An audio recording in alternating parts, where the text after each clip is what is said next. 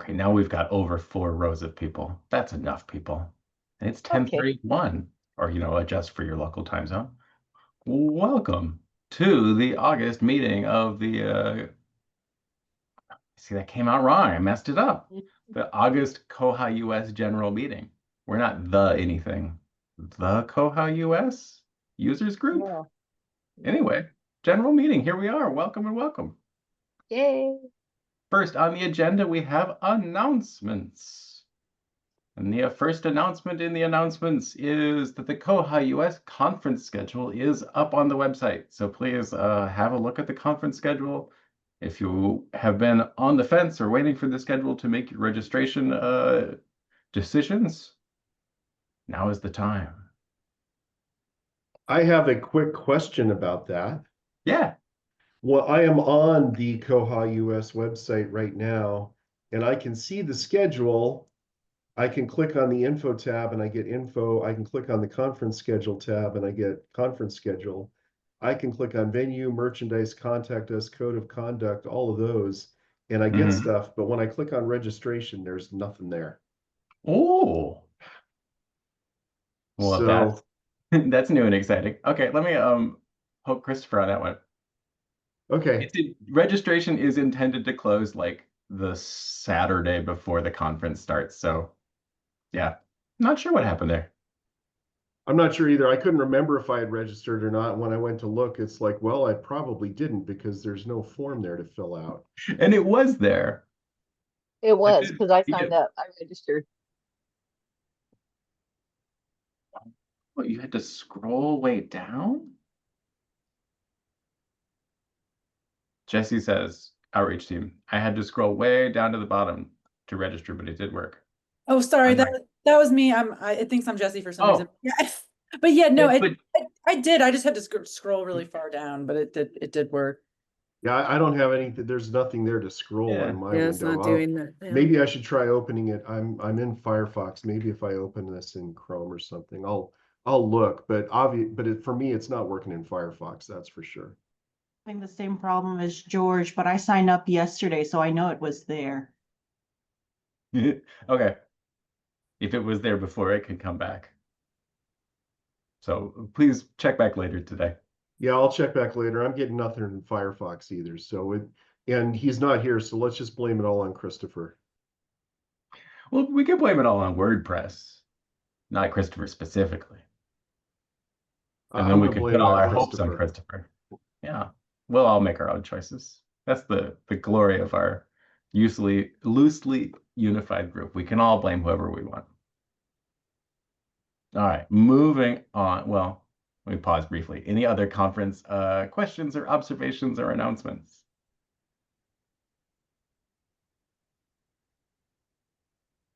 Just one. And that is to say I'm caught up on in-person registrations. So if you have registered and selected in-person as your attendance option, you should have received an invoice from me. If you have not, please check the usual places. And if you still have not, write me, financial manager at koha-us.org.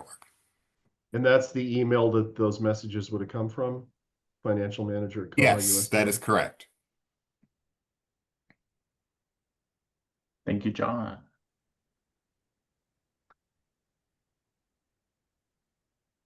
The other thing I've got on the agenda for announcements is just a thanks to Heather Hernandez, a retired librarian from the San Francisco Maritime Museum. I think I got their name slightly wrong. I think it might be a nautical in there. But if you don't know Heather, she's been very involved in koha-US in the past as sort of general cataloging guru, person who knows about cataloging and is good at talking about it, which is a very vital skill. But she has had to step away following some family stuff after her retirement, and that's very sad for us and very sad for her. So just wanted to publicly thank her for all that she has done. If you know Heather, feel free to reach out and say thank you separately. That does lead us to an element of new business that we'll get to briefly. But does anybody have other announcements?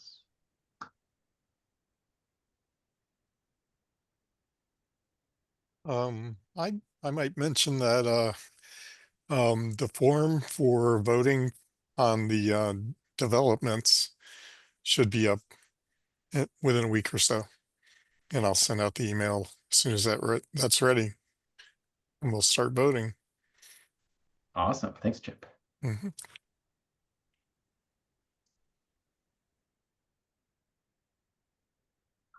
Well, I think that moves us into new business then.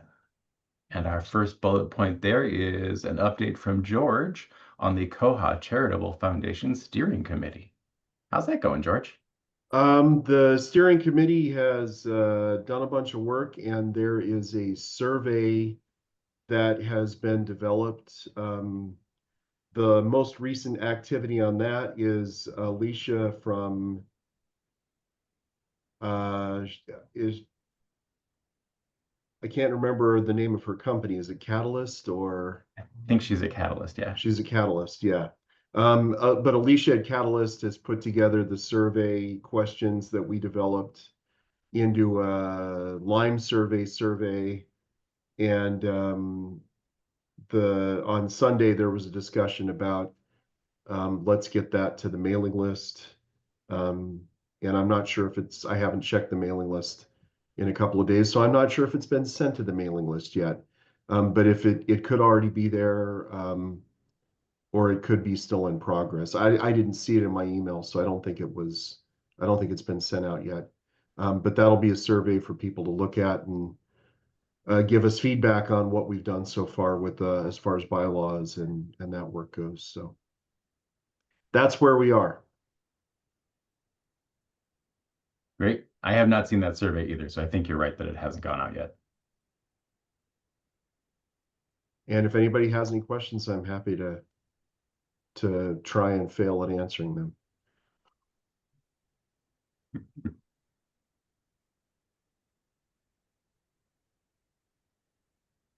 A sidebar to facilitate Wally's conversation with Charlie. Guys, you found each other. Yeah, okay, cool. Thanks, George, for update on the, I have to look at the name to say it right, Koha Charitable Foundation Steering Committee. Yeah, I'll watch for that survey and fill it out when it arrives. I encourage you all to do so as well to make your voice heard on this matter. I think that moves us to our next item of new business, which is the CAT SIG, which I appreciate how it's in the agenda, all caps, but that's the Cataloging Special Interest Group, for which we need a new host because the aforementioned Heather Hernandez was very kindly and valiantly leading the Cataloging Special Interest Group. So now we need a new person to convene a meeting and, I don't know, help people talk about cataloging. Yeah. I don't need somebody to leap up right now. So I was just going to say, I'm doing the opposite. I am happy to host tomorrow, just because I know Heather had to step out quickly, but I can't take it on permanently. So if anyone was like, no, surely I can't do it because I don't want to step on Kristi's toes, be not afraid. Just do it because I can't. Please. And I would stress that leading a SIG on any given subject does not require one to be an expert on that subject. The host of the cataloging SIG need not be the greatest cataloging sage that ever lived. You just need to be able to open a Zoom meeting and facilitate a conversation. So search your heart and your schedule and decide if this is a challenge you are up to. We'd be ever so happy if you could help us out. Great qualification would be that you have to be very animated, smile a lot, and give thumbs up constantly, because that's what Heather did. I mean, and I guess you should be able to look at like the mark specifications for a fixed length control field without screaming and falling over, which is, it's a substantial bar, I'll admit. There are days when I just don't want to do it. And I will also say, like, when we've had to switch over committee chairs or SIG leaders in the past, like if the meeting time needs to change, in order for you to lead it, that is something that can happen as well.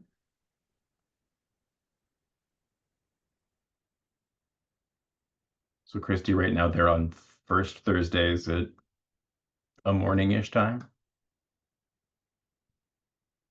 Yeah, right now they are the first Thursday of the month at 11 a.m. US Eastern Time. Okay, thank you.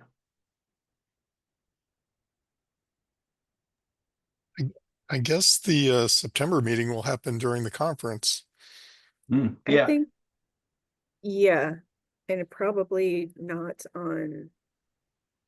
Last year we didn't do them on Zoom, did we? It's sort of like Last year we No. did not, because we did SIG like speed dating. It was Yeah. short meetings of each SIG. well, I think right now we don't have the cataloging SIG on the annual conference because I think Heather had told me that it wouldn't be going forward because of the conference, but Traditionally, we haven't had a lot of the meetings online when the month of the conference. So Yeah, it is hard to have it's hard to do both. a Yeah. hybrid like small group meeting.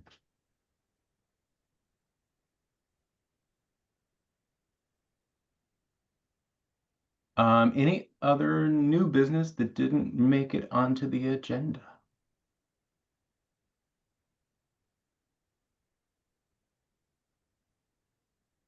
Then I think I will say slowly that moves us into open discussion.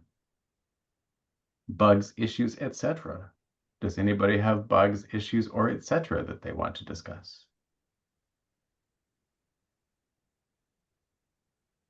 No, but I'm So- stepping away for just a minute. Goodbye. I've been working on my presentation for koha-US, but just can't seem to wrap it up. Well, we appreciate your work on the matter. I'm happy you're not just going to show up and wing it. Why no one wants that? I'd say you're being ambitious. Last year, I finished my presentation in the airport.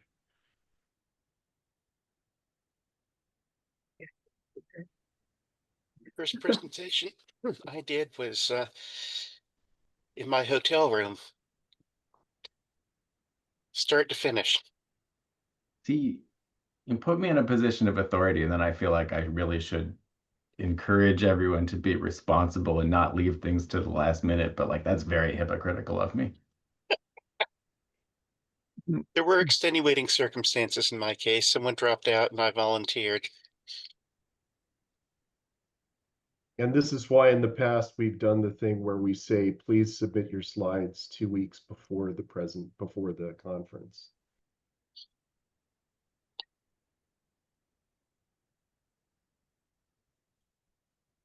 This is the part of the meeting when theoretically people are sharing bugs that have been like an important issue for them in the past month or so. And I always think, man, I've touched a lot of bugs. Probably there's something in there that I should be like drawing everybody's attention to, but it all turns into a soup. So I don't know. I should make notes through the month. That would be sensible. I haven't submitted a report on this yet, but the system preferences that I just put in the chat, BorrowerRenewalPeriodBase. I'm not sure it's doing the thing that it needs to do for us in order to work. If anything, I'm looking for my notes now, and that's why I haven't spoken up yet. But I just know that it's not doing what it's supposed to be doing. And I have it set to current date, but there really is no change. So yeah, I'll find my notes because I remember putting it in bullet points, and I work better with bullet points. Yeah, I was going to ask, what is the issue you're seeing? it doesn't do anything. Like the borrower renewal period base, so we have our, from what I remember, we have our patrons are having like, we have them expired in 4 years, for example, but we did a test with some staff accounts just to see if it would do what it was supposed to be doing. I'm forgetting the examples at the top of my head, but it didn't do what we thought that it was telling us in the Koha manual page. So I'm sorry, I'll keep looking for my notes because I don't have any more words to describe it, if anything. But yeah, I was going to submit a ticket about this and then I forgot. There's a bunch of stuff moving around. Zoo is what Wally called it, and I totally agree. I haven't really fiddled with borrower renewal period base. That's a system preference that asks when you renew a patron's account, not a checkout, but like their card. Yeah. Do they get 3 more years from the date on which you renewed them, or 3 years from what was their expiration date? And yeah, it sounds like that should be pretty straightforward. Well, we used to give patrons 99 years as the expiration, but we've changed recently. So we're looking more into expiration dates and renewals and making it as easy as possible on staff. But again, I don't have my notes in front of me, so I can't give you specific examples. Okay. For us, it's our non-paid, our free memberships. It really doesn't matter. I mean, it's a year from whenever. Most people don't even bother to mess with it until the 11th month or the 13th month or something like that. Where it does matter is for our paid memberships, and we have to we try to remember to manually give them the full year from their true renewal date, as opposed to when they pay, or when they renew. And it would be nice if you could calculate to, renew on their renewal date, even if they do it early. It does seem like that's the stated goal of the system preference. So if it's not doing that, then it's not doing what it's supposed to. Which seems like kind of an obvious statement as I say it out loud. But then that's a bug and we'll fix it.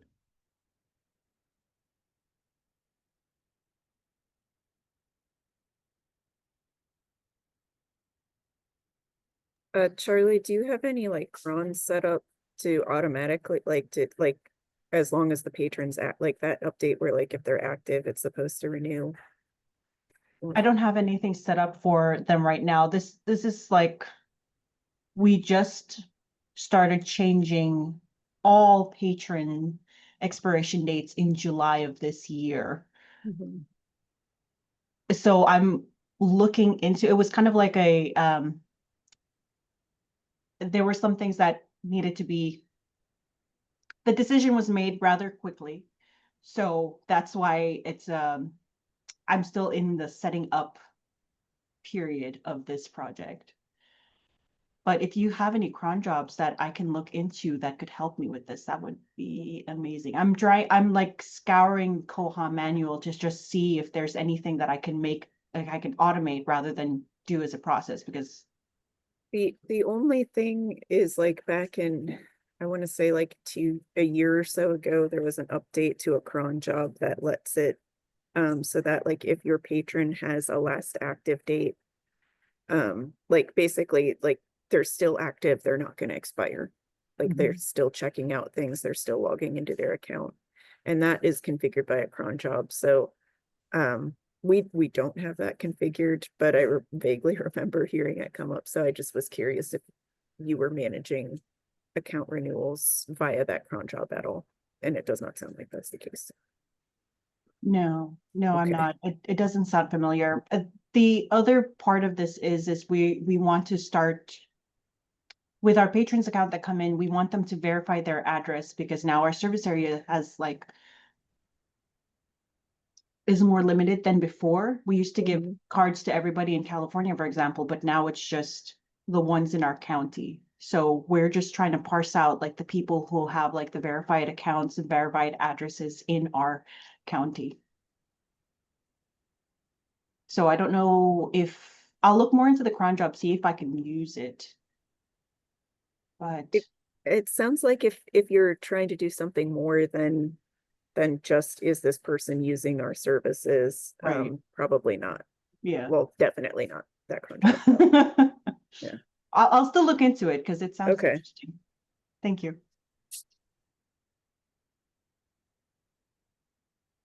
Thanks, Jessie. Well, you found like a good resource. I was just going to point people at the cron job and make them like translate things. But yeah, Jessie has pointed at the cron job explanation of the cron job that can do that. It's the same job that sends automatic emails to your patrons saying your card is going to expire. You can configure it to instead just renew them and optionally send them a message that said, we've renewed you.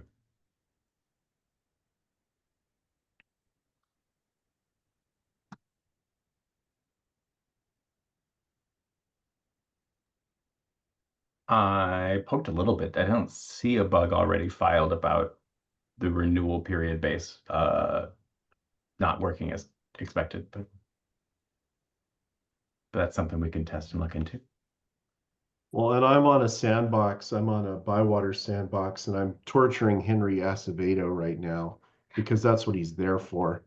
Yeah. And so, can I share my screen?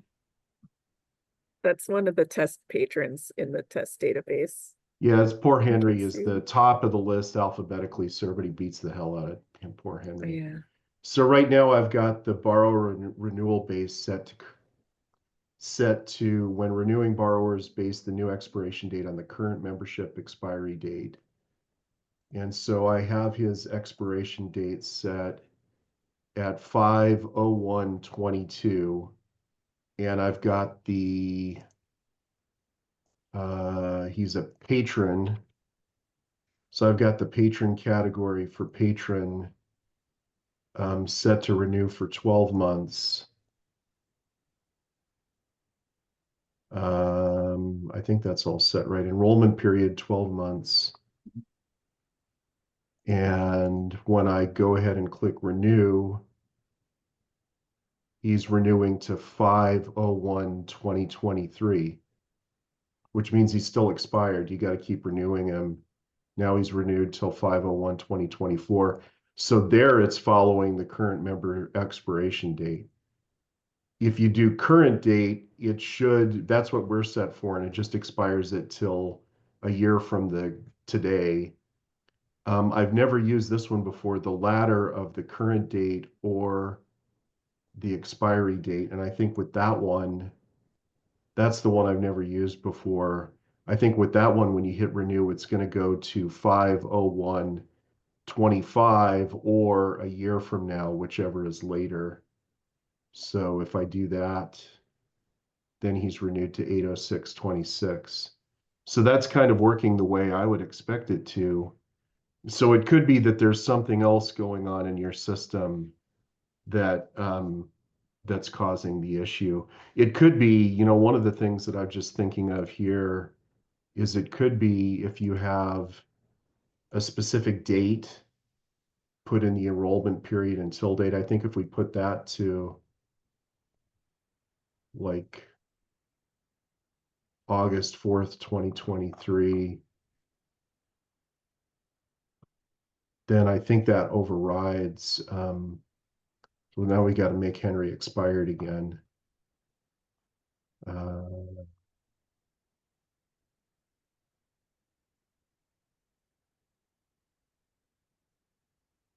Let's put him back into the middle of no time. So now he's expired on 8/05/2021, and I think if we hit renew, now he's expired on 8/06/2026, which is that renewal base. So I guess this is only gonna, the enrollment period here isn't affecting the renewal date. So the until date isn't the renewal date, it's going by a year. I wonder if well, What if we have this blank? Yeah, I wouldn't be surprised if setting both of those makes it always just use the months and ignore the hard That date. could be. So now we got to make him expired again. So this is why I say poor Henry is like he's never getting any peace. So August 16th, 2017. So he's definitely expired. And if we hit renew, then he's going up to that 2023 date. So it could be that there must be something else going on that's affecting that. So yeah. Although it's worth noting that that sandbox is a little bit ahead of SLO's 5 system. The sandbox is 2506. It's the main version, not the you're on 2411, I assume. Yeah, so it's possible that there was an issue here that has been fixed by something else, but I didn't immediately see a bug that clearly claimed to have fixed something. Yeah. I would suspect there's something else going on. I tried the 3 options on our on a test patron in our production system, and they all worked as expected. So there you go, Charlie. You don't have a problem. It's been proven. Yay! ours works the way it should.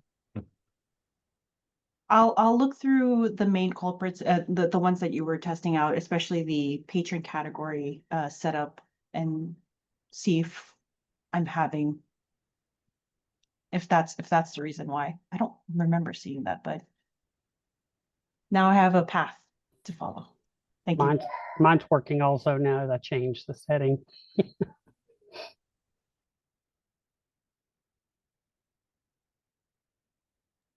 Juliet, do you mean, so Juliet said in the chat, if you leave the expiration date blank when you are editing a patron, it auto-calculates from the registration date instead of using that system preference. Do you mean like when you edit an existing patron, if you blank out their expiration date, it'll make a new one that's bad?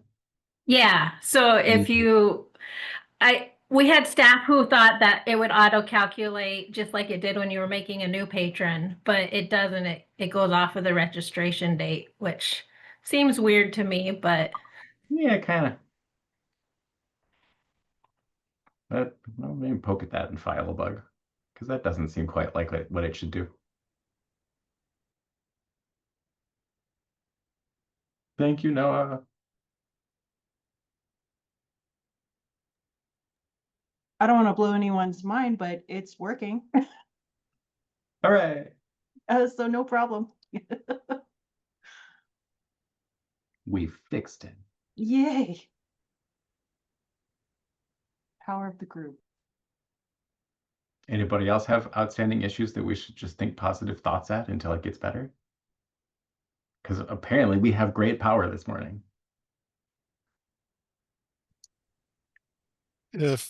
Hello? Can you hear me? Yeah. Okay. Somehow I was muted. If I could kind of segue off of this, we automatically renew patrons when there's evidence they've been using their card to reserve a PC or use Overdrive or Hoopla. And sometimes we got some patrons out there who were using Overdrive, but the last seen date's not getting updated. And it seems like it's some, not all, like this. And I'm wondering if that's because Overdrive's using an API for some of what it does, which doesn't update the last seen date. Has anybody had any experience or thought about this issue? Can you explain the issue one more time? Sorry. Okay, so we automatically renew patrons if there's evidence that they're using Overdrive or Hoopla or PC reservation, and sometimes we know we kind of expire and remove an account without knowing they've been active on Overdrive. It doesn't, their activities on Overdrive don't seem to update in Koha. So I'm just kind of trying to figure out why that is and see if it's happening to somebody else. There's- And maybe we need a bug to say, hey, API calls should update the last seen date. Somebody help. There is a system preference when you're looking at the patron's account on the left-hand side where it has the name, image, contact information. It says updated on. That system preference recently changed to say look at multiple places, and I thought one of them was an API. I Oh, thought they Okay. used the SIP because I know that we could see like the last date of activity. They use Yeah. the SIP oh, it's last information. seen. Hmm. Yeah. Oh, Oh, So right now there is checking in an item, checking out an item, connecting to Koha via SIP or ILSDI, creating a patron, logging in, placing a hold, placing an article request, or renewing. So I don't see API specifically there, but would that be covered under the SIP or the ILSDI? Yeah, maybe it's SIP and ILSDI I'm thinking of, because I think Overdrive, you still have to authenticate via SIP for your users. So that check to see if what's checked in your system preference there, maybe. okay. I'll check that out. I vaguely remember seeing a bug that talked about how Koha logs when they like can't log into their overdrive when there's a failure, but then it doesn't log when there's a success, but I can't remember what bug that was. Okay. I did link a couple bugs in the chat there. 29900 is explicitly we should add API authentication to that date last seen system preference. Thanks. And yeah, I think Overdrive mostly authenticates patrons via SIP, but can authenticate them via API. So Okay. start accommodating that API authentication better. Yeah. All right. Well, thank you. with that, there's also ERM, right? But that would be like a whole different process. Would ERM be able to like pull? Oh no, it won't pull like specific patron information. It would just pull like collection stuff. Oh, okay, no. Right, yeah. Yeah, there's no great way for Koha to ask Overdrive like which patrons have been active in the last month. And to be honest, like, I don't know how it is with your vendors, but with reports on like Cloud Library and Overdrive and stuff, you kind of have to like really needle them in order for them to like give you the reports you want and the data you want. So.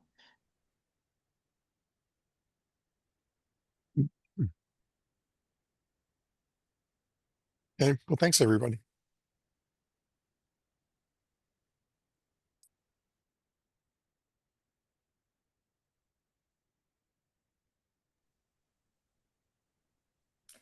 I'm curious if I put a bug out in Bugzilla about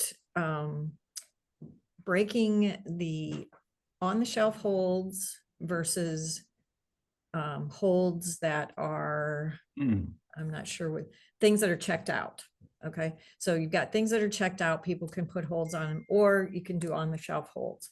So right now, Koha says either yes, we can do on-the-shelf holds, or no, we can do on-the-shelf holds. Our staff was playing around with the idea of what if on-the-shelf holds had a specific limit, because those are the ones that our folks have to scurry around with their cart and collect off the shelf, and that's staff time, versus holds that are on stuff that is checked out, read the popular titles and all that kind of stuff. If they could have two separate numbers, you know, like you can have 50 or 99 holds on items that are checked out, but let's limit it to 10 on the shelf holds, just so that we can manage our staff time. is that something that other libraries would be interested in? The bug number is 329. Let me put it in the thingy. 32974. So I'm just curious if that's something that other, you know, our thing is right now we've got maybe 2 or 3 hours each day that we're pulling on the shelf holds for people, and we can't really go beyond that. But we're also only allowing people like 9 or 5 holds depending on their accounts, which isn't very many. But we can't really up that because then we're going to have, you know, like one person spending all day pulling shelves, holds off the shelf. But if we could say, oh yeah, if it's on hold already, and, you know, when it comes through the AMH and, you know, triggers the hold, that's not really all that much staff time for us, you know, it's no staff time for us. So we're happy to deal with those. It's just the on the shelf ones. And we don't want to cut that off either, because we do have people, you know, that have mobility issues and things like that, that on the shelf holds really help them. I would not be interested in that at all, because in a consortial environment, you know, whether or not you can place holds on the shelf or off the shelf, it doesn't matter. They're not here. You know, they're somewhere else. So for us, that doesn't make any sense to say we're going to limit this type of hold, because limiting that type of hold, you know, that's the whole point of the consortium, is you're supposed to be able to get those things from far away. So I wouldn't be in favor of that at all in our situation. For you, it's completely different because you've only got, you know, just one building. Location. Yeah. Yeah. Our same situation applies for us. We have a lot of branches and everything floats. So most of what you're going to request is going to have to be on the shelf hold, as described. And also it's ultimately that leads to circulation, that leads to checkouts. So it is extra work, but it brings up your circ numbers. One thing I would say, you know, I don't know about my individual libraries here, but when I was in Idaho, pulling holds was a job that we gave to volunteers. And I know in some places it's harder to give those jobs to volunteers, especially, you know, I've been to a couple of libraries where they don't ask volunteers to pull requests because that's goes against the union rules. But if you're in a situation where you can have volunteers doing that type of work, that's a great volunteer job. If you can, you know, get volunteers to do it. In our situation in Idaho, that was never a problem because we always had more people that wanted to volunteer at the library than we had work for people to do as volunteers at the library. So yeah, we did the same thing, and we're in the same boat too. We have more volunteers than we have things to do. But yeah, we have them pull holds. We've got 2 or 3 specific ones that, you know, that's what they do. They come in, they have a generic login, they pull the holds report, they go pull them off the shelf and get them ready for us to, you know, to trigger. So that helps. And then we also have a schedule that, you know, now of course we're a smaller library, but we have, you know, somebody scheduled to go pull holds at 3 in the afternoon or 3:30 or something. And our list usually isn't large, so it doesn't take us long, but having the volunteers in the morning come in and pull them is helpful. Okay. yeah, the one trick we had to do was at the time that I was there was no way to really modify the koha holds list. So we had a special report to run that would run the report list that didn't have names or any contact information for patrons on it. And we didn't give the volunteers access to run a report. We just had somebody at the circulation desk who click a button and run that report in 2 seconds. So right, we do both, but yeah, they just come in, and ours doesn't have their name. It just has the call number and the library that it's going to, and you know, so it doesn't break any privacy. And then what we ended up is we had to have a staff member go out like at least a couple of times a week and look for the things that nobody could find. Right. So, Right. Yep. That's what we do too. and then usually mark those as missing. So yeah. Yeah, that's the exact same what we do. Okay. Rhonda, if Koha had a limit on how many on-shelf holds you can place, once a patron has reached that limit, they've placed the 5 on-shelf holds they're allowed. When are they allowed to place more? Is it after they pick one of those 5 up? Yeah, that would be ideal. Okay. That makes a sort of sense. It seems like part of me would want that to be instead like we're only going to put up to 5 holds for this patron into the holds queue every day. And that seems way more complicated. Yeah. Yeah, that. Yeah, I don't know if that would work with us. It does altogether give me the just heebie-jeebies of, oh my gosh, more hold rules. Yeah. And that's, you know, that's the thing. We just kind of started brainstorming, I guess is the word I'm looking for, what, you know, this idea. And, you know, I'm sure I'm just curious, you know, I hadn't thought about consortiums and other things. So, yeah, I just wanted to get some more feedback from this before we pursued it more. So that's the great thing about Koha, though, is you can have that, you know, idea that nobody wants and that nobody else wants. I guess I shouldn't say nobody wants, nobody else wants. Nobody else, right. Yeah.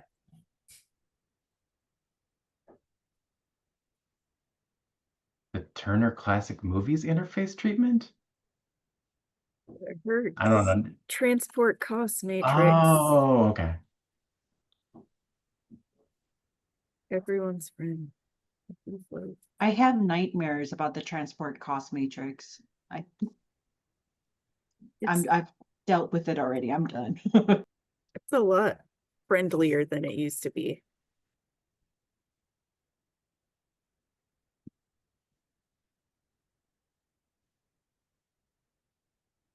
John, I'm glad you liked it. I didn't know what it meant. I was really baffled.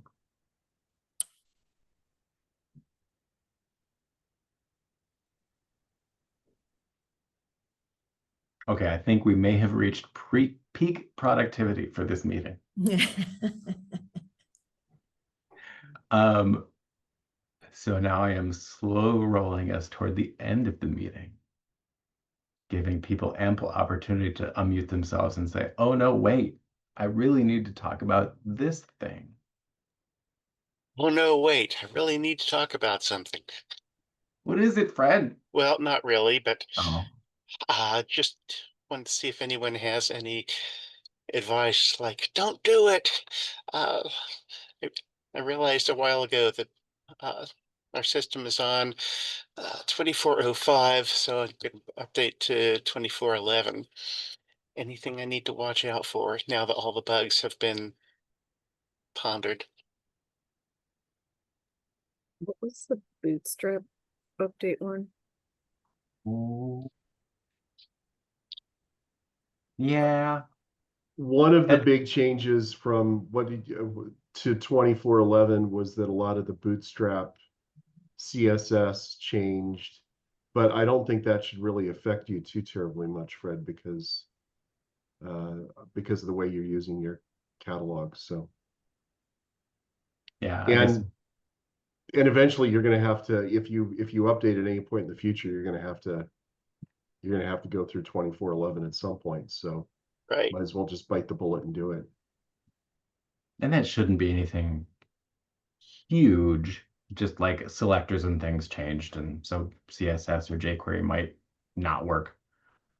Yeah, it'll break all your custom CSS and custom jQuery if you have any, which I don't really think you do. How about custom XSL? That should be fine. Yeah. Okay.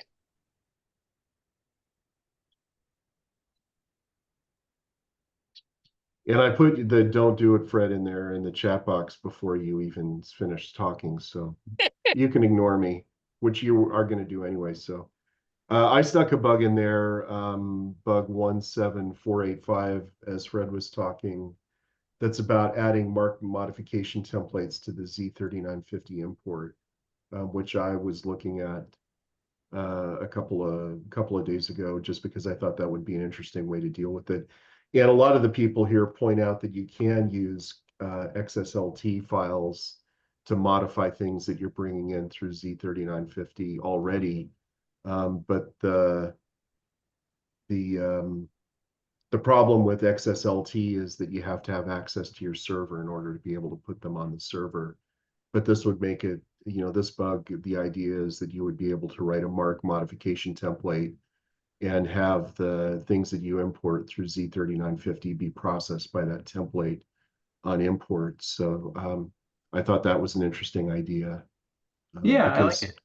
I've had an issue lately where some of the things we're getting in from Z3950 will have stuff in the 942 that doesn't match our particularly item types that don't match our list of item types. So people will bring something in and then they fail to clean up the 942. And so then we end up with a line in the data in the mark field that has a 942 item type that doesn't match an existing item type, which can be confusing when you look at it later. So I thought that was an interesting idea to put the templates, the modification templates through there too.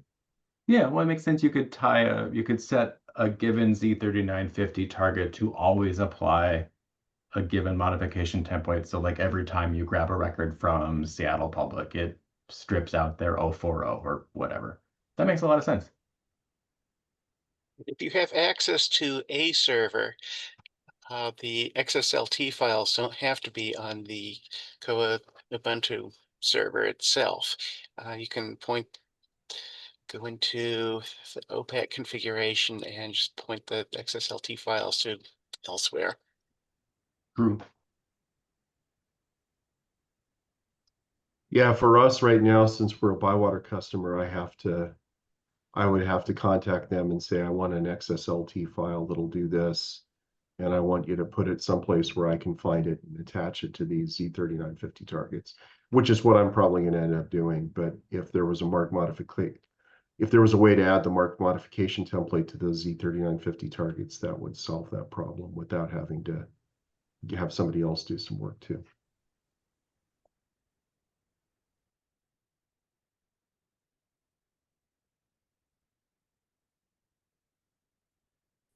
Juliet, I think that's a really easy ask. I think I might even know how to do that. And if I know how to write the code, then it's really, really easy. It just seems like it would be really useful to know, just in case we have things that we thought we sent and then somehow ended up back on the shelf. We could look for them pretty easy that way. Because I don't know if it's the same report, but I would be curious if when you have transfers to send, those are actually lines in the branch transfers table with a date requested but no date sent. Because as far as I understand it, stock rotation is the only thing in Koha that should be making transfers that are requested but not sent. There is a bug that is making them an error right now. I guess this bug made it seem like some things besides that were showing on it, but that's really what I want, is a page that shows me everything that's still in that transfer status. We've marked them as transferred, the opposite of the transfers to receive. So we could see everything that we have going out that they haven't checked in. Yeah, that sounds like you want transfers that have been sent. Maybe, yeah, that might be more what I want. I have a report for that. Yeah, and that's not hard at all in SQL, yeah. But I understand the desire for like a page. Yeah. Yeah. What I have is a report that does, it looks at the items home branch, the sent to and sent from, and so if you run it for your library, it's going to look for your library in all three of those places and give you a report based on all three of those things. So you can see the things that were sent from your branch that have been missing, that haven't arrived yet, the things that were sent to your branch that haven't arrived yet. Or we have situations where maybe Leavenworth owns an item and it gets sent to Seneca, and then Seneca sends it to Richmond. And so then that thing that you own that's sent between two other branches shows up there too. So, and if you want a copy of that, let me know. I think Christopher and I did a video about it, so it's probably out there on someplace easy to find that I can't find right now because it's not that easy. It sounds familiar. I haven't looked for it recently.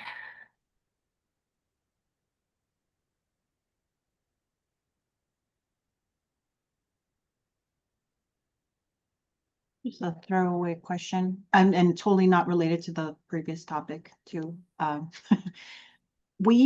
feel like I might be making this up, but I feel like we used to have a little red box in Koha at the very bottom that tells us when our next feature release is in Koha, like when you sign in with your staff client account. But I haven't seen it for the past update. I'm not sure if I even saw it like in the one before that. I think I know what you're talking about. Does it show up in like the left-hand side? Yes, Yeah, like a little red box. Yeah, those the systems team at Bywater puts up for you to remind you, like if you've got an upgrade coming. It's usually like a couple days ahead of time. And I don't think it's like, you know, every once in a while it gets missed. So that's probably why, like, it doesn't automatically pop up. Somebody at Bywater is making a news item in your tools section to post there. So it's that something that I need to ask them to put in then? Okay, so I thought it was something that I was supposed to mess with, so. Nope, not as far as I know. I'll send another ticket, Andrew. Oh, Jessie has something. Yeah. So something happened in the last release, but generally we try to send them out. So this one is scheduled for, if you're not an early adopter, it's scheduled for the week of 8/28. So that means it'll push out automatically to your site on August 28th. August or September? August 28th, because upgrades start 9/22. It's Jessie's so talking about the reminder will show message, up on not August the 28th. upgrade. Yeah, I'm sorry. That's what you asked, Charlie, right? You asked about the message. Yes. Okay. Sorry, then I was losing my mind again. Yeah, I just had a minor Forget the ticket. I'm panic good. attack. Yeah.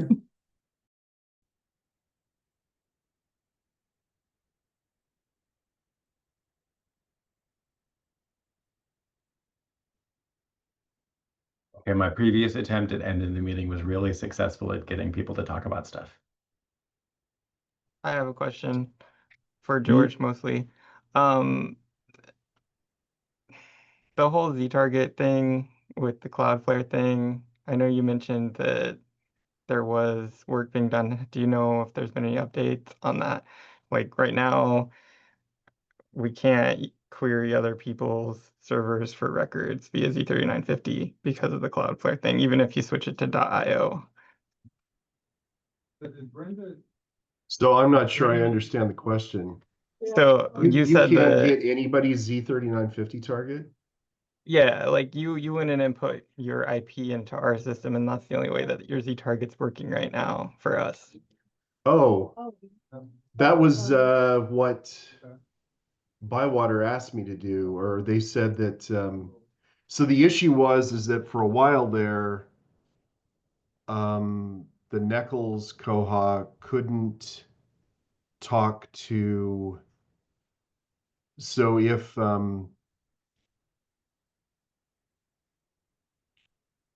our Z3950 target was completely unreachable.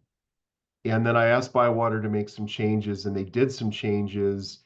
And then our Z3950 target was reachable, except it was unreachable by CKLS and SEKLS, who are also Bywater customers. And so when I said that to Bywater, that nothing was going through, they recommended that I switch CKLS and SEKLS to a numeric IP address for so that your guys' Koha could talk to our Koha and get Z3950 results. And they said that that would be temporary until all of us were behind Cloudflare. And you guys are going behind Cloudflare and we're not yet. So as far as I know, that should still work, right? Or is it not working now? No, I've been having targets drop off, but I guess the piece of information that you just said that I needed was that once everybody's behind it, it should start working again.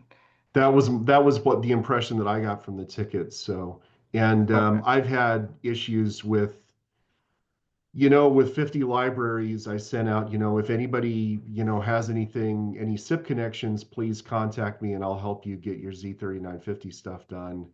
And there are some libraries that answered that immediately, and I took care of them immediately. And then some libraries that never answered, and some libraries that said, I don't know what any of this means. And then I got back with them and we figured out they didn't have stuff.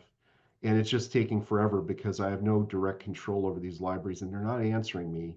And some of them have added SIP things that I'm not aware of. So we're taking an extra long time to do this because I just gave everybody a date and said, if I don't hear from you by this date, we're going to go. So Yeah, I had the exact same situation. We finally just got that rounded up for our library. So, but I had like an email from another Koha library this morning saying they couldn't hit our Z target anymore. So I was just wondering where that was at. yeah, I think that might be the issue. I haven't checked to see if I can even hit yours right now. So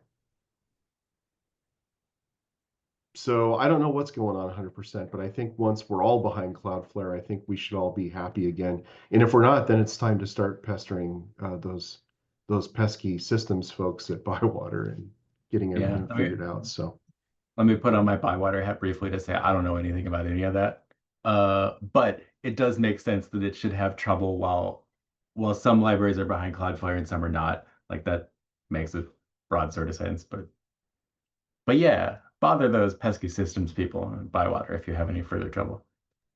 What I just heard is send on all of those tickets to Andrew first.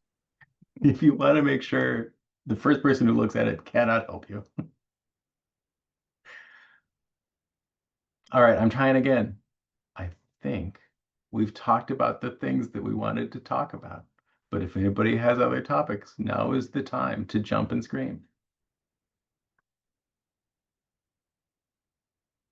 But seeing no jumping and hearing no screaming, I think this August general meeting of koha-US has come to an end.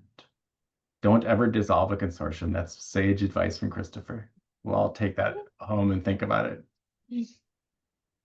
All right. Conference planning meeting will begin shortly over in the separate Zoom where that meeting is supposed to take place. But it will take like 5 minutes before we actually kick that into gear. So feel free to run, get a drink of water or whatever. And the rest of y'all have a very pleasant day. See you later. Thank you. Bye. See you all.